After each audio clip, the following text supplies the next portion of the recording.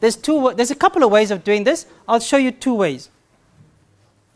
The one way that the brothers tend to like to do. Now the brothers who walk around with those, what they call a lungi thing, you know, the thing, they're quite good. They just, and it's on, and they walk around. So for those brothers, it's fairly easy. And we talk about the toilets later as well. Do you know how to use those flat toilets? My daughter calls them suck toilets because when you pull the chain, it goes, feels like it's going to suck you in. Do you know how to use those toilets? If you don't, go and learn. You can't learn on the job there. When you get there, you didn't take my advice, you'll say, yeah, you were telling the truth, brother. Remember that? So you better learn how to use those toilets. There's a lot of mosques here that have those toilets. So go and practice. So when you get to East London Mosque and I'll queue there and you stand and say, we are here to practice on your toilets. AlKauthar course advised us to come practice on your toilets. All right, so there's this one. You just put the 2 together there. You fold it like this. Grab it there, like this. Or like this, and like around like that. Make sure it's straight. And then you roll it down. Now this one I find very difficult. As you can see, it's falling down already. So that's just one of the methods. But I'll show you the one that I like, and that's very, very easy to do. Okay, so you keep this one long, and you keep your right hand onto this piece here. Now make sure this part is up, it doesn't hang down like that. And you need to move your feet slightly ajar. So you bring this in to this side, right to the side here, because the slit has to be in the right place, guys. All right, so you bring this around, all the way around, making sure that it's all up, it's not anything down. And then you can put the belt on if you wanted to, but if you did it this way, you don't even need the belt. See, when you start rolling it down, tight. See? Won't fall. So then you have to do, once you've done that, you have to do 2 tests. 1, you need to see if you can sit down like this. And 2, you need to see if you can walk. Because you're going to walk quite a lot. And 3, I forgot, you need to make sure the slit is in a good place. And there's covering there. Because sometimes some of these are short.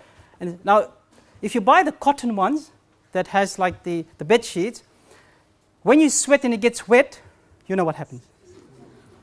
All right? We don't want to see your legs. And when you wear the top part, most of us, and if we did a test here, have only 1 ab. We don't have 6 abs. The sisters don't want to see your 1 ab, so you need to cover the top part, and I'll show you how to cover that now. So once you've got this on, you need to learn 2 things. You need to learn how to walk like a lady, and you need to learn how to sit like a lady. You don't have any underwear on. All right, so you just can't sit any old way on the bus or inside the haram or stretch your legs or move it like this. You need to learn how to sit like the ladies do. All right, very important. A lot of the brothers, they just don't take care. All right, so that's very important for you to know. You okay with that, brothers? I'll show you the top part. Sisters, you need to remember, especially for those who are putting this on in the airplane. So when your husband comes back and comes to sit next to you, just whisper in his ear, undies. He'll have to go back and take it off. Because most of the time, we tend to forget to take our undies off. And this is where you will learn what the purpose of an undies is. After 2 days without an undies, you'll go, man, I know now why I wear undies. All right, so this is the top part. As I said, we don't want to show our abs. So the long part is on this side, slightly shorter this side, and you throw it over the top there, and you just put a safety pin right there behind it, just there. And then you are cool. Your hands is free. And in the tawaf, all you do is you just take it down, around, over, and put the pin there. You can actually do it, if the pin is a little bit further back, you can actually do it without taking the pin out. Right?